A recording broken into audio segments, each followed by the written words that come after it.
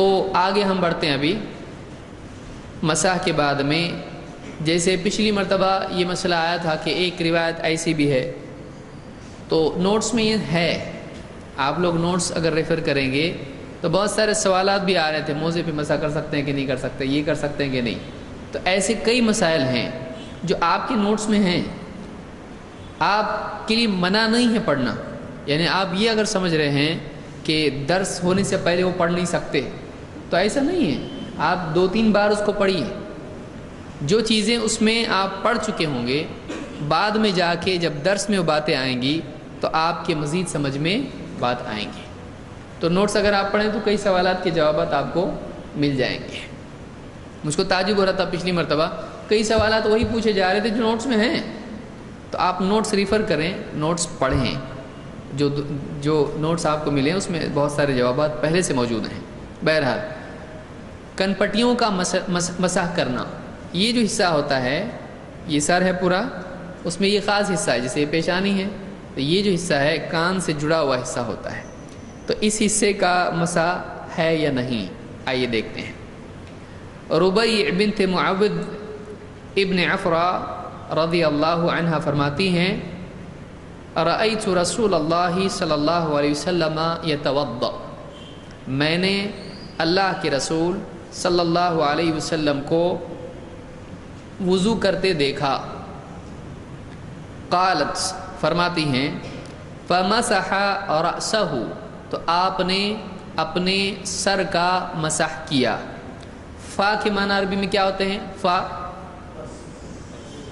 تو، سو انگلش میں جیسے بولتے ہیں سو، یا پس جیسے بہت ساری اردو کی کتابوں میں ہوتا ہے، لہٰذا وہ بھی بول سکتے ہیں. تو فمسح رأسہ، تو آپ نے کیا کیا؟ سر کا مسح. رأس کے معنی، رأس عربی زبان میں سر کو کیا کہتے ہیں؟ رأس، سر.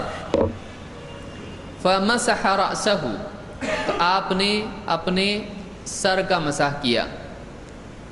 ومسح ما اقبل منہ وما ادبر، اور آپ نے سر کا مسح کیا تو فرماتی ہیں کہ ما اقبل منہ وما ادبر، آگے اور پیچھے دونوں حصوں کا مسح کیا.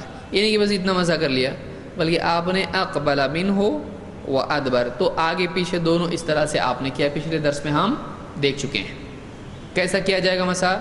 شروعات یوں کریں گے اور واپس سے پیچھے سے آگے آئیں گے.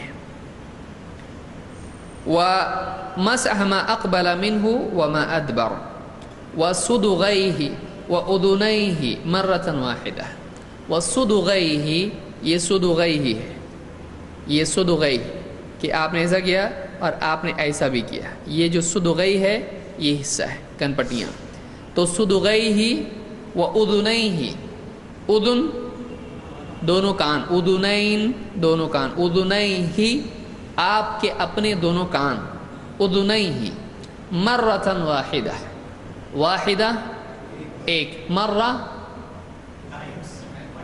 مرتبہ، ٹائمز جس کو آپ کہیں گے. تو مرۃ واحدہ کا مطلب کیا ہوگا؟ ایک مرتبہ، ایک بار، ایک بار. تو آپ نے سر کا آگے پیچھے کا مسح کیا، اور آپ نے کس کا مسح کیا؟ کن پٹیوں کا بھی دونوں کا مسح کیا. کتنی مرتبہ کیا؟ ایک مرتبہ کیا. اور کانوں کا بھی ایک مرتبہ آپ نے مسح کیا، دونوں کانوں کا. اس کو امام ابو داؤد اور ترمذی نے اپنی سنن میں روایت کیا ہے، اور شیخ الالبانی نے ابو داؤد کی تحقیق میں اس کو حسن کہا ہے. تو اس سے بات معلوم ہوئی کہ سنت سے یہ بھی ثابت ہے کہ اس حصے کا بھی مسح کیا جا سکتا ہے. اتنا کر کے چھوڑ دے تب بھی چلے گا، اتنا کر کے پورا ایسا کرے تب بھی سنت سے دونوں ثابت ہیں.